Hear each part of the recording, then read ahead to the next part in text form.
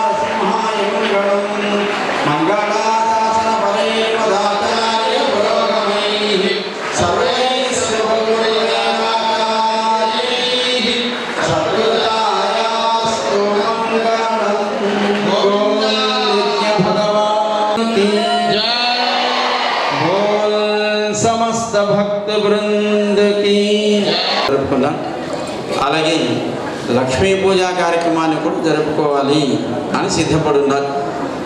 ఈలోపు చిన్నారులంతా ఇక్కడికి వచ్చారు కనుక వాళ్ళతో కొద్దిసేపు మనం మాట్లాడి ఆ తర్వాత లక్ష్మీ పూజా కార్యక్రమాన్ని మనం జరుపుకుందాం. ఇక్కడికి చేరిన మీరంతా ఎవరు? మీ అందరినీ ఎవరు పిలుస్తారు? విద్యార్థులు. ఏమని పిలుస్తారు? అంటే విద్యని కోరుకునేవారు. విద్య అంటే చదువు అంటే ఎడ్యుకేషన్. ఎడ్యుకేషన్ అంటే పడాయి. అది కాదు. విద్య అంటే ఏమి? ఏది మనకు లభిస్తే లోకంలో ధనం, గౌరవం, అధికారం, సంస్కారం ఇవన్నీ మనం పొందగలుగుతాము. సుఖము, ఆనందము. ఇప్పుడు మీరు ఏ తరగతుల వాళ్ళు ఉన్నారు ఇక్కడ? Up to 10th class. So దాని తర్వాత ఇంటర్మీడియట్. దేనికి అంటే మనం ఏం కావాలని కోరుకుంటున్నామో దాన్ని డిసైడ్ చేసుకోవడం కోసం మనం 10+2 ఇంటర్మీడియట్ మన నిర్ణయం తీసుకుంటాం. ఇంజనీర్ కావాలా, డాక్టర్ కావాలా, లేదా ఒక చార్టెడ్ అకౌంట్, లేదా ఒక సివిల్ సర్వీస్ ఐఏఎస్ ఐపీఎస్ ఏదో కావాలనుకున్న దానికి తగినట్టుగా మనం ఇంటర్మీడియట్లో ఏదో ఒక గ్రూప్ని మనం తీసుకుంటాం. అంతేనా? ఆ తర్వాత దానికి అనుబంధమైనటువంటి గ్రాడ్యుయేషన్ పూర్తి చేస్తాం. Either engineering or MBBS or some else. ఆ తర్వాత దాంట్లో స్పెషలైజేషన్ చేస్తాము. అది పీజీ, పోస్ట్ గ్రాడ్యుయేషన్ అంటారు. ఆ తర్వాత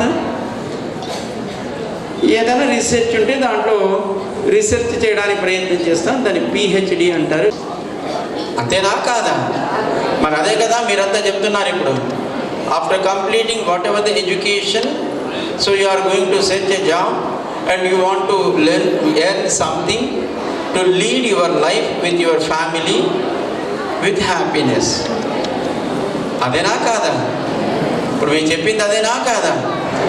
సో విద్య దేనికి, ఎడ్యుకేషన్ దేనికి అంటే to earn money and to lead our life with happiness. అంతేనా కాదా?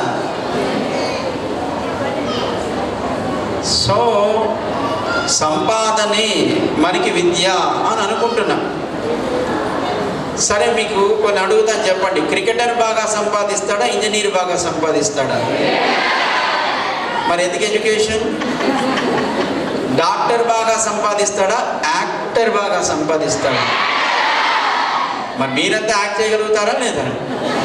You can play cricket, you can also act more appropriate as situation than the celebrities. వాళ్ళకి కెమెరా కావాలి, ఓ డైరెక్టర్ కావాలి, చేసి చూపించేవాడు కావాలి. సో వాళ్ళు స్టార్ట్ కెమెరా అంటేనే వాళ్ళకి యాక్షన్. మరి మనకు, మీరు ఎప్పుడైనా స్కూల్ మానేయాలనుకున్నారనుకోండి, ఏం చేస్తారు? ఏం చేస్తారు? మరి మీకంటే గొప్ప యాక్టర్స్ ఎవరన్నా ఉన్నారా? సో మీరు కూడా యాక్ట్ చేయొచ్చు. ఆల్ యువర్, మీరంతా ఎవరు? మీరంతా చిల్డ్రన్ ఆర్టిస్ట్లేనా కాదా? మరి మనకి యాక్టింగ్ వచ్చు. అవకాశం ఉంటే మనకు కూడా ఇంట్లో పర్మిట్ చేస్తే హాయిగా క్రికెటో లేకపోతే ఇంకో టెన్నిసో ఇంకొకటో ఇవ్వదు, మనకు కూడా హాయిగా మనకు కూడా గేమ్స్ స్పోర్ట్స్ ఆడగలుగుతాం కదా.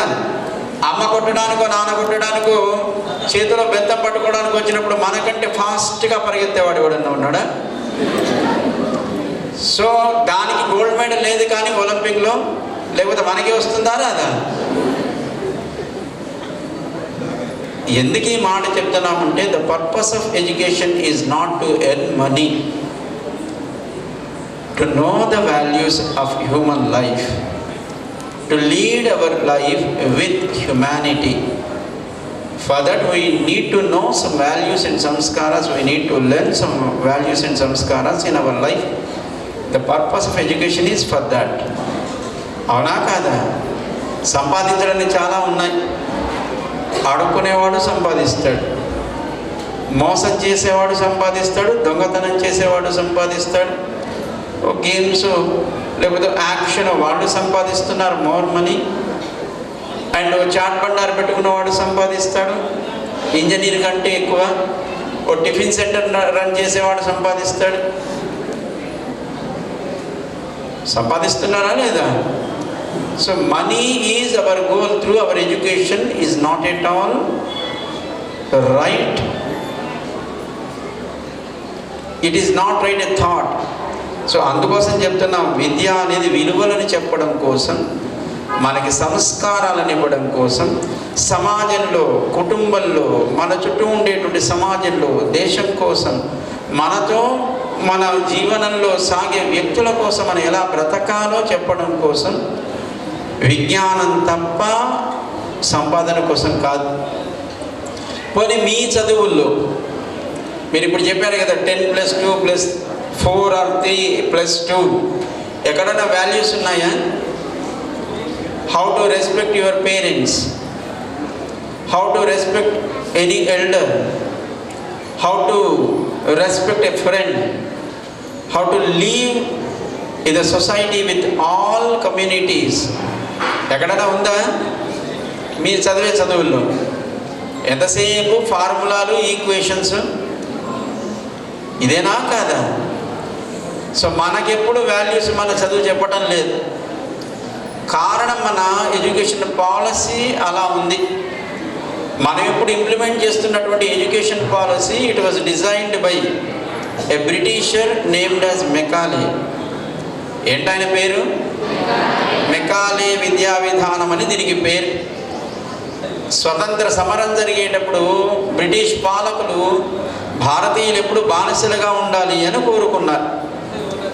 దానికోసం మన విజ్ఞానం తెలిస్తే మనం బానిసలుగా బ్రతకం కదా అని మనని అలాగే ఉంచాలి అని వాళ్ళు డిజైన్ చేసినటువంటి సిస్టమ్ మనం ఈనాడు ఇంప్లిమెంట్ చేస్తున్నటువంటి ఎడ్యుకేషనల్ పాలసీ.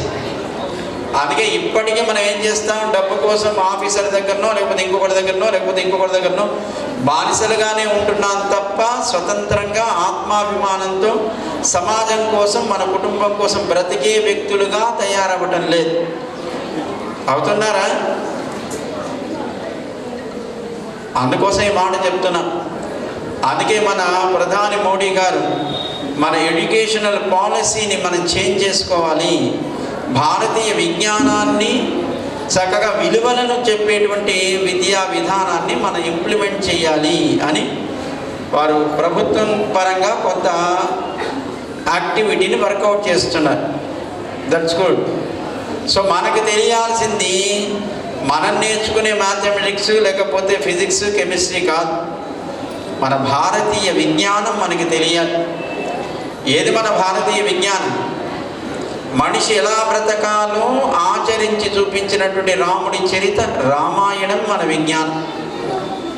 ఏ సమయంలో అవసరమైతే ధర్మం కోసం మన యుద్ధంలో నిలబడి ప్రాణం పోయినా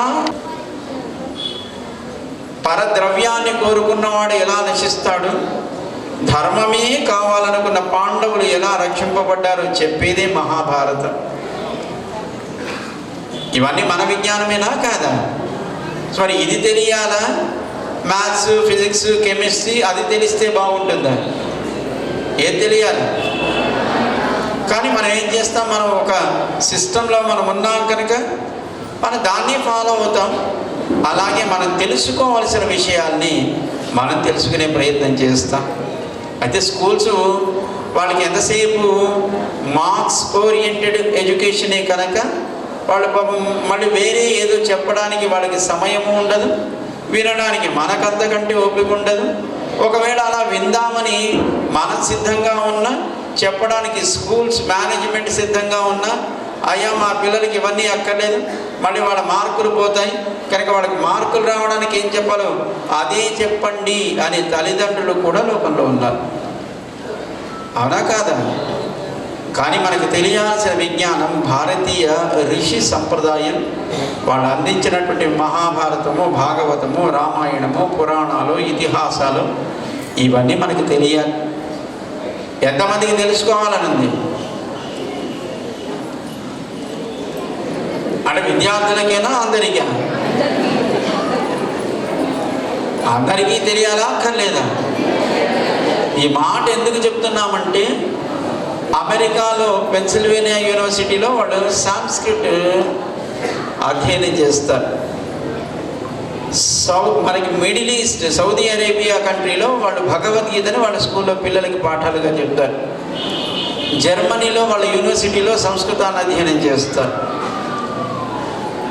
లాహోర్ ఎక్కడుంది? ఎక్కడుంది? అది ఏ కంట్రీ? వాళ్ళ యూనివర్సిటీలో లాహోర్ యూనివర్సిటీ ఆఫ్ మేనేజ్మెంట్ భగవద్గీతని, మహాభారతాన్ని వాళ్ళు సబ్జెక్ట్స్గా చెప్తున్నారు. ఎందుకు అంటే సంస్కృతాన్ని వాళ్ళు కూడా అధ్యయనం చేయాలనుకున్నారు. దానికోసం 3 నెలలు ఒక వర్క్షాప్ కండక్ట్ చేశారు. అది పూర్తయిన తర్వాత అందరూ స్టూడెంట్స్ అడిగారు వాళ్ళ మేనేజ్మెంట్ని, ఒక ఫుల్ ఫ్లెడ్జ్డ్ కోర్స్ కావాలి సంస్కృతాన్ని నేర్చుకోవడానికి అని. సో వాళ్ళు దాన్ని స్టార్ట్ చేశారు. దాన్ని అధ్యయనం చేయాలంటే, సంస్కృతాన్ని అధ్యయనం చేయాలంటే భారతీయ విజ్ఞానాన్ని అందించేటువంటి గ్రంథాలు రామాయణము, భారతము, భాగవతం వీటినే మనం సంస్కృత అధ్యయనానికి మనం ప్రధానమైన అంశాలుగా మనం స్వీకరిస్తాం. అందుకోసం వాళ్ళు భారతాన్ని, భగవద్గీతని వాళ్ళు సబ్జెక్ట్స్గా చెప్తున్నారు. చాలామంది అడిగారు, అదేంటంటే మీరు భారతాన్ని చెప్తున్నారు, భగవద్గీతని చెప్తున్నారు అని. మీకు మ్యాథమెటికల్ ప్రాబ్లమ్ సాల్వ్ చేయాలంటే ఏం కావాలి? ఏం కావాలి? ఓ ఫార్ములా కావాలి. ఒక కెమికల్ రియాక్షన్ని అండర్స్టాండ్ చేసుకోవాలంటే ఏం కావాలి? ఒక కెమికల్ ఈక్వేషన్ కావాలి. So to know any language we need grammar.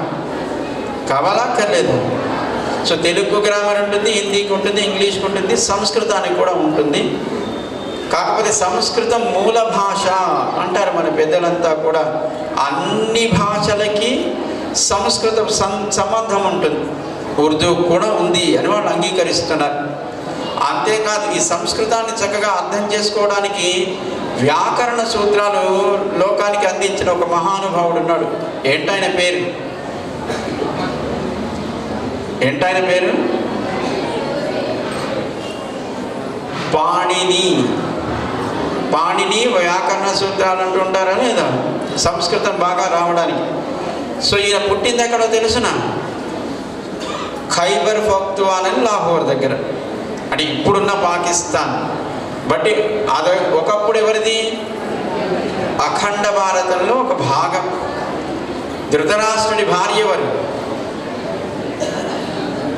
కౌరవుల తల్లి ధృతరాష్ట్రుడి భార్య ఎవరు? గాంధారి. ఆమె దేశం ఇప్పుడున్న ఆఫ్ఘనిస్తాన్. భోజుడు పరిపాలించింది ఇప్పుడు మనం చెప్పుకుంటున్నటువంటి మక్కా మదీనా ప్రాంతాలు ఏవైతే అవన్నీ కూడా ఒకప్పుడు భోజుడు పరిపాలించిన ప్రాంతాలు. ఇవన్నీ ఎందుకు చెప్తున్నామంటే ఒకనాడు ప్రపంచమంతా వైదికమైనటువంటి జీవన విధానం కలిగి ఉండేది. వైదికమైన విజ్ఞానాన్ని చక్కగా వాళ్ళ సంపదగా భావించేవాళ్ళు. కానీ ఈనాడు మన పెద్దలకి అది తెలియదు, మనకి వాళ్ళు నేర్పలేరు, మన తర్వాత తరాలకు కూడా మనం దాన్ని అందించలేము. అందుకోసం ఈ మాట చెప్తున్నా. అందుకే జిఎస్ స్వామి వారు వికాస తరంగిణి అని ఒక సేవా సంస్థ, దాంట్లో మనకి ప్రజ్ఞ అని ఒక విభాగం. ఏం చేస్తుంది ప్రజ్ఞ అంటే చిన్నపిల్లలకి చెప్పాల్సినటువంటి విలువలతో కూడినటువంటి చదువును మన సిలబస్ అవతల అవుట్ ఆఫ్ సిలబస్ నేర్పిస్తారు. నేర్చుకోవాలా అక్కర్లేదా? భగవద్గీత తెలియాలా అక్కర్లేదా? రామాయణం తెలియాలా అక్కర్లేదా? భాగవతమో భారతమో తెలియాలా అక్కర్లేదా? పురాణాలలో అవగాహన ఉండాలా అక్కర్లేదా?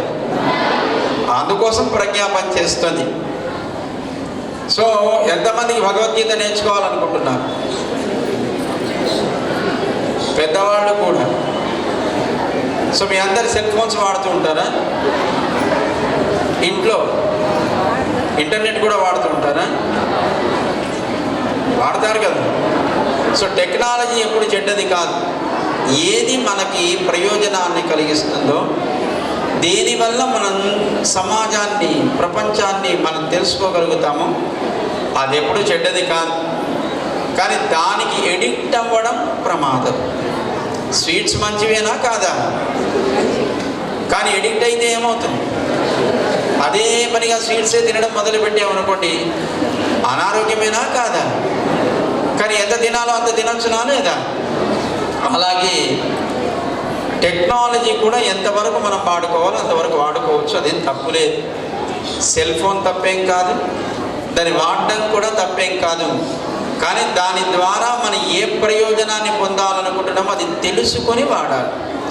కత్తి మంచిదా చెడ్డదా? కత్తి నైఫ్ మంచిదా చెడ్డదా? డాక్టర్ చేతిలో ఉంటే ప్రాణం పోస్తుంది, దొంగ చేతిలో ఉంటే ప్రాణం తీస్తుంది. వాడినవాడు వాడే విధానాన్ని బట్టి అది చెడ్డది అవుతుంది తప్ప పరికరం ఎప్పుడూ చెడ్డది కాదు. అలాగే మన టెక్నాలజీ కూడా ఎప్పుడూ చెడ్డది కాదు. దాన్ని మనం చక్కగా వాడుకోవచ్చు. మనకి ఏది అవసరమో ప్రపంచంలో ఏ మూల ఏం జరుగుతుందో తెలుసుకోవడం తప్పేం కాదు. అందుకే మనం భగవద్గీతని కూడా మన ఆన్లైన్ ద్వారా నేర్చుకోవచ్చునా లేదా? మీ అందరు సెల్ ఫోన్స్ ఉన్నాయి, అందరూ ఇంటర్నెట్ కూడా వాడుతూ ఉంటారు. కనుక మనం కూడా ఆన్లైన్లో మనం నేర్చుకోవచ్చునా లేదా? మన గీత శ్లోకాలు పంపిస్తారు. ఉదయం స్వామివారు గొంతుతో చక్కగా చదివినటువంటి భగవద్గీత శ్లోకాలు ప్రతిరోజు 2 పంపిస్తారు మనకి. ఎవరు చదివినవి? జిఆర్ స్వామీజీ వాయిస్తూ ఉన్నవి. సో మనకి ఇంకా బాగుంటుందా లేదా? సాయంకాలం మనకి అన్ని పదాలు మనకి తెలియకపోవచ్చు, పరిచయం లేకపోవచ్చు. మళ్ళీ కొన్ని సంయుక్త పదాలు ఉంటాయి, విడదీసి పదం ఎలా పలకాలో మనకి రాకపోవచ్చు. దాన్ని చెప్పడం కోసం 8 to 8:40 ఒక టీచింగ్ సెషన్ ఉంటుంది ఆన్లైన్లో. మనకి ఆ శ్లోకాలు 2 కూడా చక్కగా మనకి అర్థమయ్యేట్టుగా పదాలు ఏ పదం ఎలా పలకాలో, ఏ పదం ఏ అర్థాన్ని ఇస్తుందో వాళ్ళు చెప్తారు పెద్దలు కొంతమంది. నేర్చుకోవచ్చునా లేదా? మనం నేర్చుకున్నది ఎంత అనేది మనకి తెలియాలా అక్కర్లేదా? తెలియాలంటే ఏం చేయాలి? మీ స్కూల్స్లో మీరు ఏం నేర్చుకున్నారో తెలియాలంటే ఏం చేస్తారు? ఎగ్జామినేషన్స్ పెడతారా లేదా? మనకి ప్రతిరోజు ఎగ్జామ్. ఉదయం మనం నేర్చుకున్న 2 శ్లోకాలు, సాయంకాలం దాంట్లో మనం అర్థం తెలుసుకున్నాం, పదాలు తెలుసుకున్నాం. ఆ 2 శ్లోకాలకు సంబంధించి 10 ప్రశ్నలు మన సెల్ ఫోన్కి పంపిస్తారు. ఆన్లైన్లో మనం ఆన్సర్ చేయవచ్చును. ఒకవేళ రాంగ్ ఆన్సర్ అనుకోండి, ఏది రైట్ ఆన్సరో మనకి మన సెల్ ఫోన్లో ఆ సిస్టమ్ మనకు చెప్తుంది. ఇలా మనం భగవద్గీతని 350 రోజుల్లో నేర్చుకోవచ్చునా లేదా? రోజుకు 2 శ్లోకాలు కదా, 700 శ్లోకాలు భగవద్గీత. అంటే ఎన్ని రోజులు పడుతుంది? డివైడెడ్ బై 2 అంటే 350 days. అంటే ఒక 1 year స్పాన్ ఆఫ్ టైం. నేర్చుకోవచ్చునా అక్కర్లేదా? సో ఇంత అయిన తర్వాత మనకి ఏజ్ గ్రూప్తో ఒక కేటగిరీస్ ఉంటాయి. 6th క్లాస్ లోపల, 6th to 10th class, above 10th class, ఇది స్టూడెంట్స్. అది కాకుండా వీళ్ళంతా ఉన్నారు కదా, మీ అమ్మగారు కావచ్చు, నాన్నగారు కావచ్చు, ఉద్యోగస్తులు కావచ్చు, గృహిణులు కావచ్చు, వాళ్ళకు కూడా ఏదో ఒక ఏజ్ గ్రూప్ ఉంటుంది కదా, అదొక గ్రూప్ కింద కేటగిరైజ్ చేశారు మన వాళ్ళు. సో ఇలా ఎవరెవరి ఏజ్ గ్రూప్ కేటగిరీలో వాళ్ళు ఎక్కువ స్కోర్ చేసిన వాళ్ళని డిస్ట్రిక్ట్లో ముగ్గురిని సెలెక్ట్ చేస్తారు. 1, 2, 3.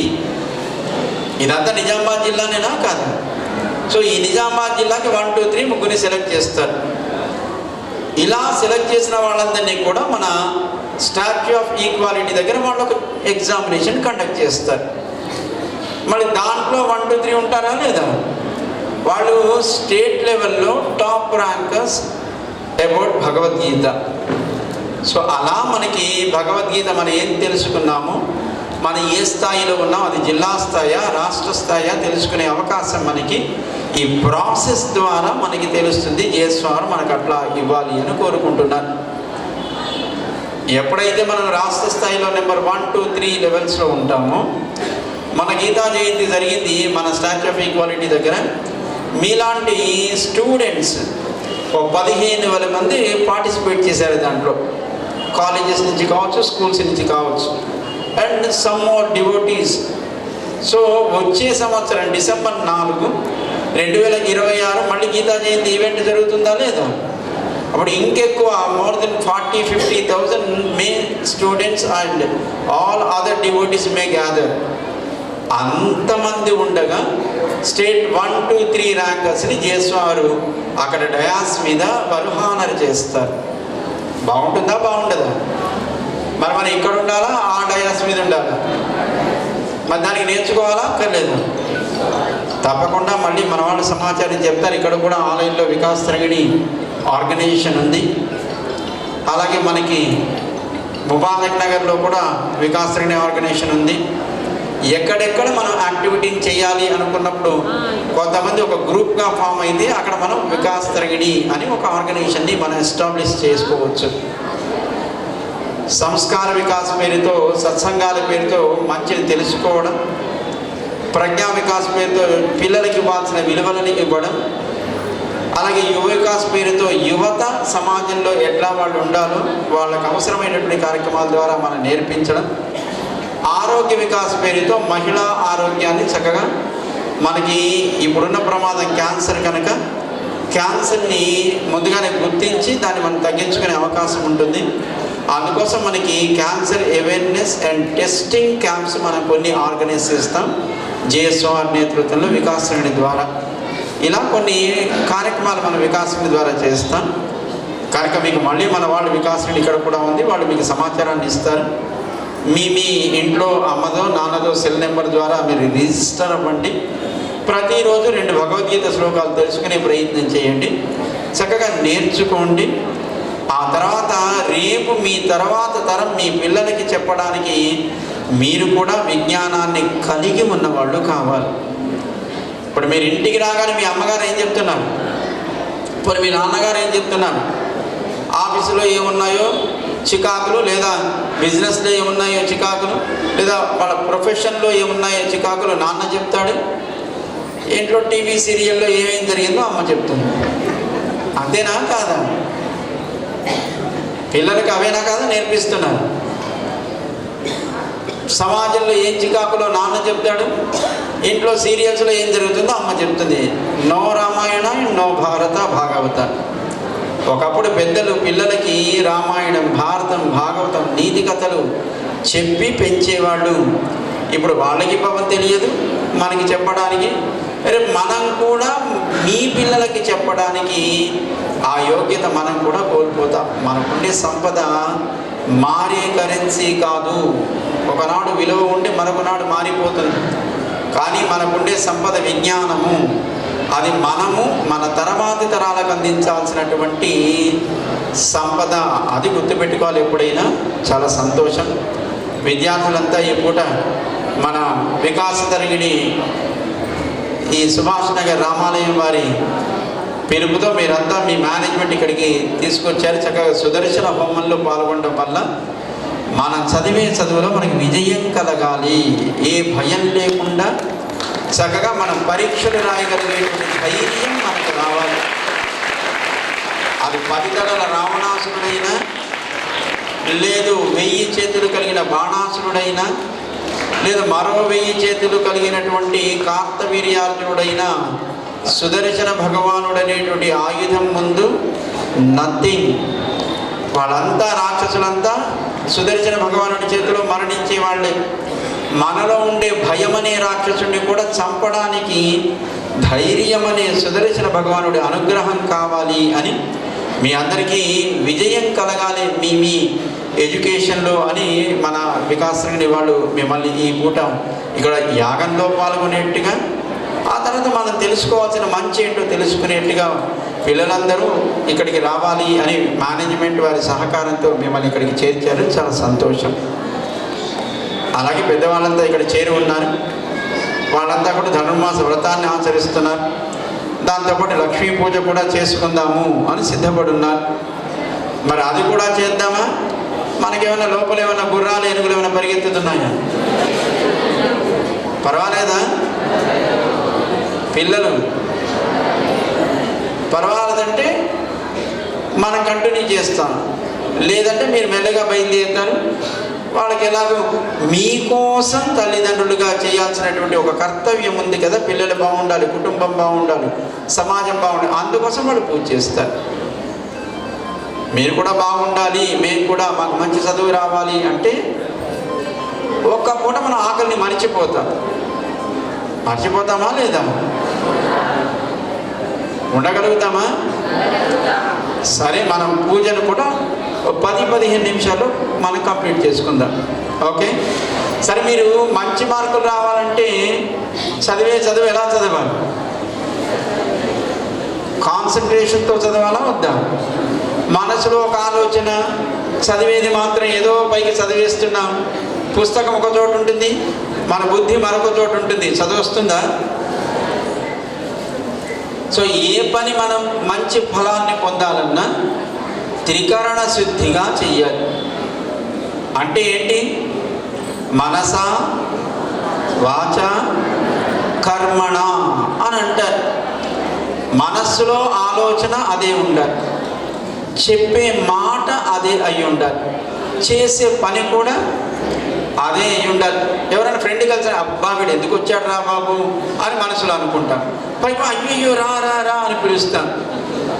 మళ్ళీ కొన్ని నోట్స్ అడిగితే మాత్రం అయ్యో నేనే హోంవర్క్ పూర్తి చేయలేదు ఇంకా అని చేసినా మనం చేసామని చెప్పాం. అవునా కాదా? So it is not a right process and right practice.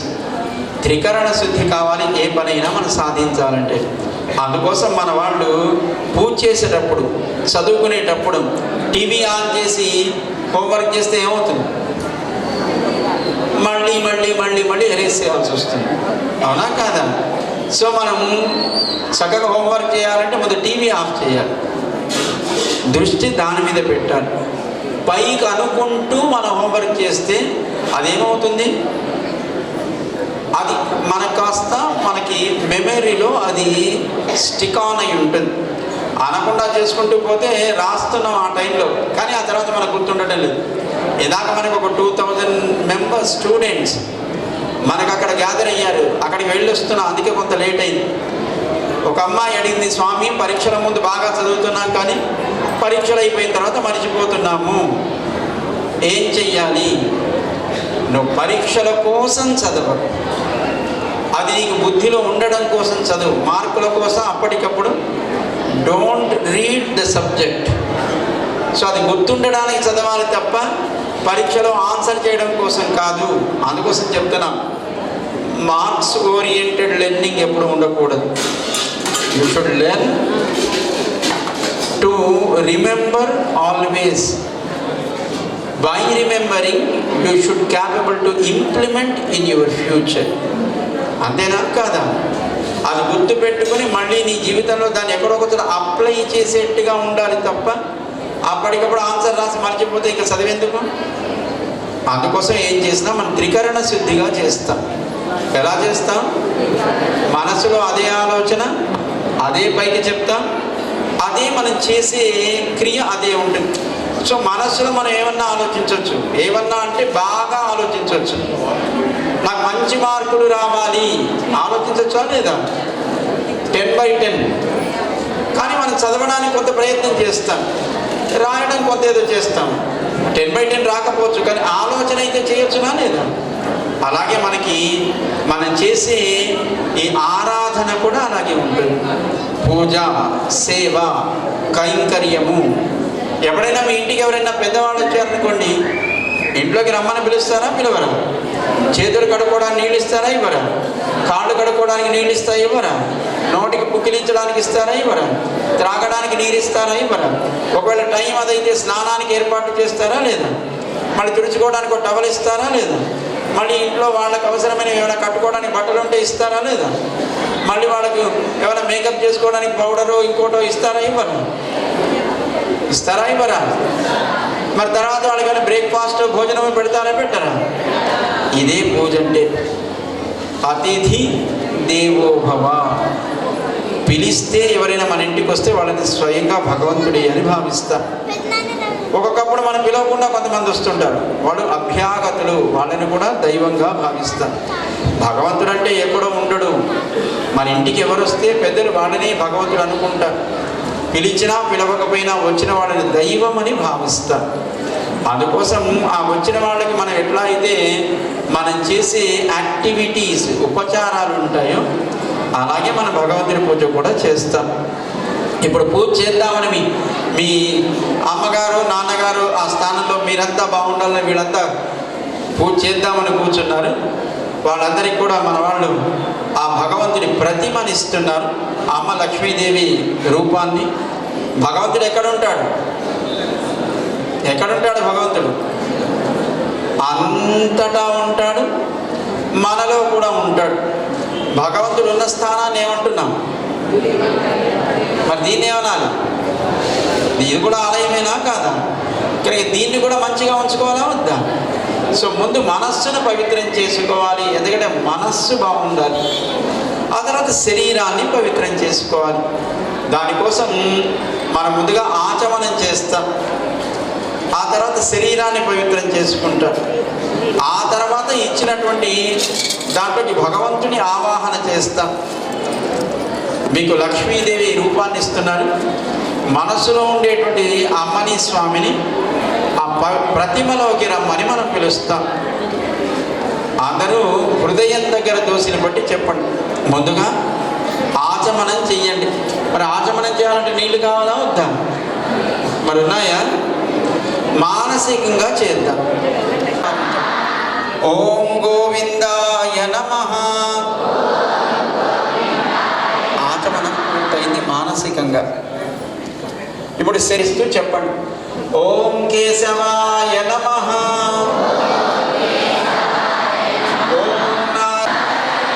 ఓం మాధవాయ నమః. ఓం మధుసూదన. ఓం త్రివిక్రమాయ నమః. ఓం వామనాయ. ఓం ఋషికేశాయ నమః. ఓం పద్మనాభాయ నమః. ఓం దామోదరాయ నమః. మన దేహం దేవాలయం అని భావిస్తున్నా.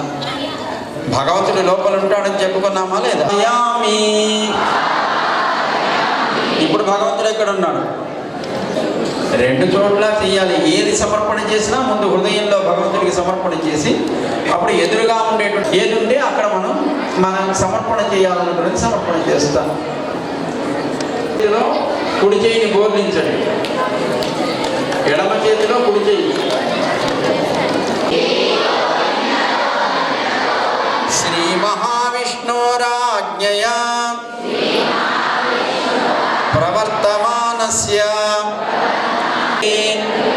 ప్రథమ పాదే జంబూద్వీపే భరతవర్షే భరతఖండే మేరోః దక్షిణ దిగ్భాగే శ్రీరంగస్య ఉత్తర దిక్ప్రదేశే గంగా కావేర్యోః మధ్యదేశే భగవదాలయే భగవన్ మండపే.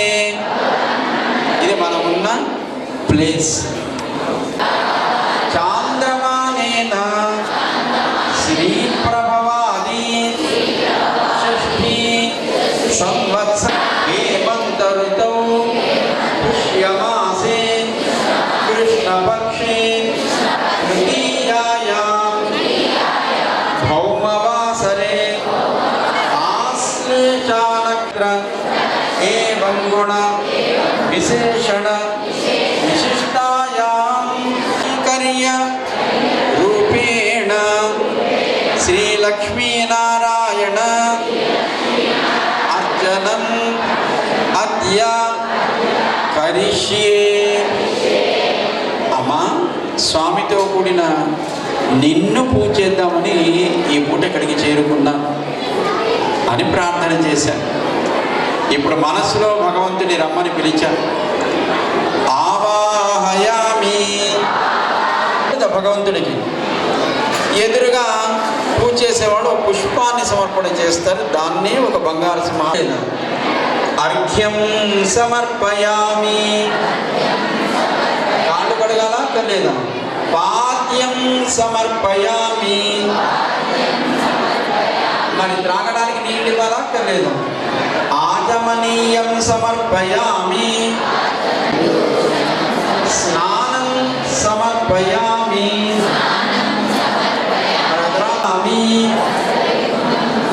మరి కొట్టుకున్న పెట్టాలా అక్కర్లేదా?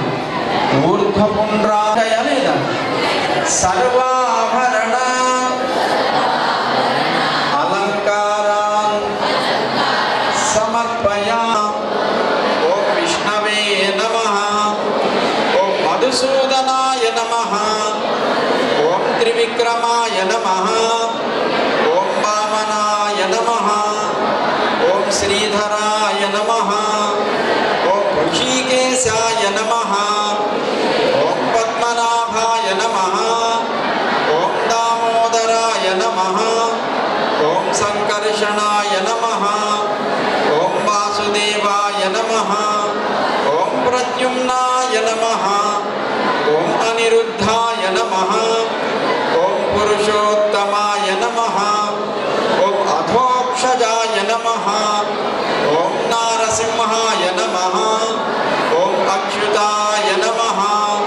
ఓం జనార్దనాయ నమః. ఓం ఉపేంద్రాయ నమః. ఓం హరయే నమః. ఓం శ్రీకృష్ణాయ నమః. మరి అమ్మనామాలు కూడా చెప్పాలా అక్కర్లేదు? ఓం ప్రకృత్యై నమః. ఓం వికృత్యై నమః. ఓం విద్యాయై నమః. ఓం సర్వభూత హితప్రదాయై నమః. ఓం శ్రద్ధాయై నమః. ఓం విభూత్యై నమః. ఓం విభావర్యై నమః. ఓం శ్రీ మహాలక్ష్మీ నమః. మరి అమ్మా నాన్నతో పాటు పిల్లలు కూడా ఉంటారా లేదా? మరి ఆయన కూడా కుటుంబమేనా కాదా? ఆయన కూడా పరివారం ఉంటుందా లేదా? చెప్పండి. ఓం శ్రీ మహాలక్ష్మీ నమః. ఓం శ్రీదేవ్యై నమః. ఓం శ్రీ భూదేవ్యై నమః. ఓం శ్రీ నీలాదేవ్యై నమః. ఓం శ్రీ గోదాదేవ్యై నమః. ఓం శ్రీ అనంతాయ నమః. ఓం విశ్వక్సేనాయ నమః. ఓం శ్రీ పరాంకుశాయ నమః.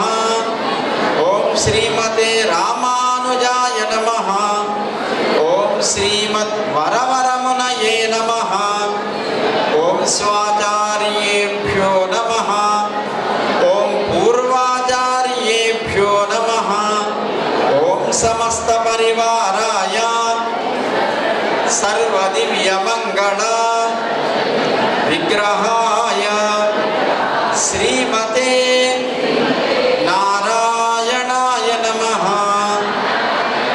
ధూపమాఘ్రాపయామి. పూజ చేసే వాళ్ళ దగ్గర అగరత్తులు ఉంటాయి, చక్కగా వెలిగించి ఒకసారి ఆ ధూపాన్ని అమ్మకి స్వామికి చూపించండి.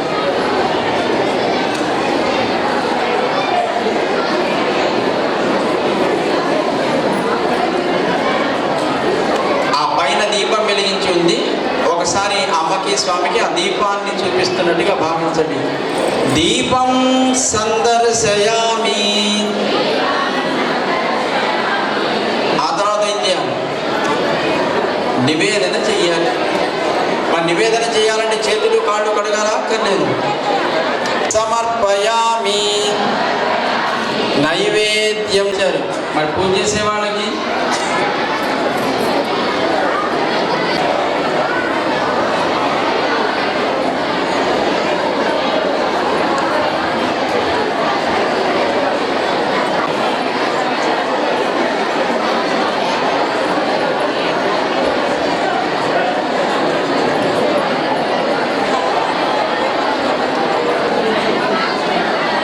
నైవేద్యం సమర్పయామి.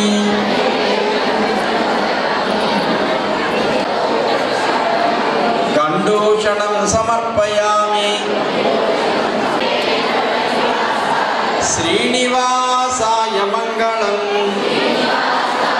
ఉల్లాస పల్లవిత పాలిత నియమకటాక్ష లీలా.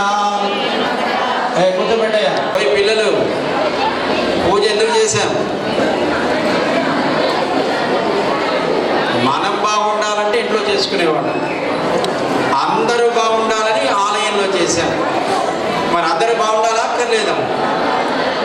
మరి బాగుండాలని ప్రార్థన చేయొచ్చునా? చెప్పండి. స్వస్తి ప్రజాభ్యః పరిపాలయంతాం న్యాయేన మార్గేణ మహీం మహిషాః గోబ్రాహ్మణేభ్యః శుభమస్తు నిత్యం. లోకాః సమస్తాః సుఖినో భవంతు అని లోకాలు బాగుండాలి అని ప్రార్థన చేస్తాం. మరి మనం చేస్తామన్న దాంట్లో అన్నీ సక్రమంగానే చేసామా? మీరేమో వట్టిగా చెప్పారు, వీళ్ళేమో సగం చెప్పి సగం చేశారు. కనుక మనం కోరుకున్నది మరి మనం సరిగా చేసామో లేదో భగవంతుని క్షమించమని అడగాలా? అక్కర్లేదు. చెప్పండి. మంత్రహీనం క్రియాహీనం భక్తిహీనం జనార్దన యత్కృతంతు మయా దేవ పరిపూర్ణం తదస్తు తే. ఉపచారాపదేశేన కృతాన్ అహరహర్మయా అపచారాని మాన్ సర్వాన్ క్షమస్వ పురుషోత్తమా. మనం చేసిన దాంట్లో మంత్రలోపమో తంత్రలోపమో భక్తి లోపమో ద్రవ్యలోపమో ఏవో ఉంటాయి, చేద్దామనుకున్నాం. కానీ మనం సరిగా చేసి ఉండకపోవచ్చు. భగవంతుని క్షమించమని అడిగారు. మనం పూజ చేయడానికి వీళ్ళందరికీ ద్రవ్యాలు ఇచ్చింది ఎవరు? పూజ చేయడానికి వీళ్ళకి ద్రవ్యాలు ఇచ్చింది ఎవరు? టెంపుల్ వాళ్ళ? భగవంతుడే. మన శరీరం ఇచ్చింది ఎవరు? ఇంద్రియాలను ఇచ్చింది ఎవరు? మనకు బుద్ధిని ఇచ్చింది ఎవరు? మనస్సు మనస్సునిచ్చింది ఎవరు? మనము అని చెప్పబడే జీవుడు ఎవరికి చెందినవాడు? మరి అన్నీ ఆయనయేనా కాదా? కనుక చేసిన పూజ కూడా ఎవరికి? ఆయనకే. ఈ మాట చెప్తాం, అందరూ చేతులు జోడించి చెప్పండి. కాయేన వాచా మనసేంద్రియైర్వా బుద్ధ్యాత్మనా వా ప్రకృతే స్వభావాత్ కరోమి యద్యత్ సకలం పరస్మై నారాయణాయేతి సమర్పయామి. శ్రీమన్నారాయణాయేతి సమర్పయామి. సర్వం శ్రీకృష్ణార్పణమస్తు. ఏం చేసినా ఏం చెప్పాలి? మనం ఏం పని చేసినా ఏం చెప్పాలి? కృష్ణార్పణం. మనం తప్పు చేసినా ఒప్పు చేసినా కృష్ణుడికే అర్పిస్తాం. అప్పుడు పాపం పుణ్యం మనకు అంటకుండా ఉంటుంది. అవునా కాదా? సో ఇప్పుడు భగవంతుడు ఎక్కడి నుంచి రమ్మన్నా? హృదయంలోంచి. మళ్ళీ అక్కడికి పంపించాలా అక్కర్లేదు? చెప్పండి అందరూ, ప్రతిమ నుంచి హృదయంలోకి రమ్మని పిలవండి. ఉద్వాసయామి. ఇప్పుడు భగవంతుడు ఎక్కడున్నాడు? హృదయంలో.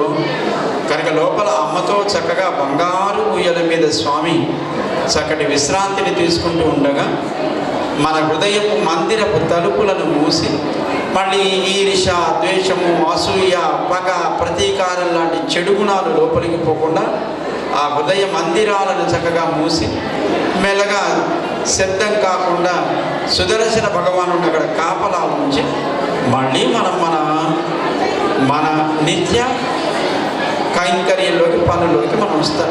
చాలా సంతోషం. మీరంతా కాలాతీతమైన, ఇప్పటికీ పాపం చాలా సమయం అయిపోయి సుమారు 12ంటికి వచ్చి ఉంటారా? 11:30, 12, 10ంటికా? అస్సలు కాదు. మేము పోయేటప్పుడే 10 అయిపోయింది. దాని తర్వాతే వచ్చారు. సో ఏదైనా కొంత సమయాన్ని భగవంతుడి కోసం మనం గడపగలిగాం, అది మనం చేసుకున్న అదృష్టం. ఇంట్లో టీవీ ముందు గంటలు గంటలు కూర్చుంటారు, కానీ ఆలయంలో భగవంతుడి స్మరణతో ఒక క్షణం కూర్చున్నా మన జీవితం బాగుపడుతుంది. భగవంతుడే మనని అనుగ్రహించడానికి ఈ రోజు ఒక కార్యక్రమాన్ని మిమ్మల్ని ఇక్కడికి చేర్చి చక్కగా ఆయన మీరందరూ కూడా మానసికంగా పూజ చేసేట్టుగా ఆయన అనుగ్రహించాడు. చాలా సంతోషం. పిల్లలందరికీ కూడా మంగళాశాసనం చేస్తున్నాం. మీకు చదువుల్లో మంచి మార్కులు రావాలి. మీ అమ్మా నాన్న సంతోషించాలి, మీ కుటుంబం సంతోషించాలి, మీ యజమానులు అంటే స్కూల్, ఇన్స్టిట్యూషన్స్ వాళ్ళు కూడా చక్కగా మంచి పేరు తెచ్చుకునేట్టుగా మీకు మంచి మార్కులు రావాలి అని మేము మీకు అందరికీ మంగళాశాసనం చేస్తున్నాం. మరి తర్వాత లోపలానికి ప్రసాదం పెట్టాలా అక్కర్లేదు? పెట్టాలా వద్దా? దాన్ని మన వాళ్ళు ఏర్పాటు చేసి ఉంటారు. చక్కగా వెనక నుంచి 1 by 1 లైన్ చక్కగా వెనక్కి వెళ్ళండి. మిమ్మల్ని మీ టీచర్స్ లీడ్ చేస్తారు. సో వెళ్ళి అక్కడ మన వాళ్ళు ప్రసాదాలు ఏర్పాటు చేసి ఉంటారు. చక్కగా ప్రసాదాలు తీసుకోండి. పెద్దలు మీకు కూడా మేము మంగళాశాసనం చేస్తున్నాం. చాలా సంతోషం. పెద్దలతో, ఆచార్యులతో, మొత్తం భాగవతోత్తములతో కలిసి జరుపుకునేట్టుగా మన రామచంద్రుడు మనని అనుగ్రహించాడు అని భావిస్తాం. ఇప్పుడు ఇక్కడి నుంచి మెల్లగా మనం ముందుకు సాగుతాం. ఇక్కడ మనకి కార్యక్రమం ఇప్పటికి పూర్తయింది. నివేదన చేయడానికి మనవాళ్ళు ఇస్తున్నారు. అలాగే మీ అందరికి కూడా మనవాళ్ళు ఏర్పాటు చేసి ఉంటారు. ఆ కూడాలయ ఉత్సవానికి తగినట్టుగా చాలా సంతోషం. ఈ ధనుర్మాసాన్ని మరిన్ని భగవంతుడి సేవలు చేయగలిగేటువంటి శక్తిని, సంపదని, ఆరోగ్యాన్ని భగవంతుడు ఎప్పుడు మనందరికీ ఇచ్చుగా కానీ ప్రార్థన చేద్దాం. ఇక్కడి నుంచి మెల్లగా మళ్ళీ మేము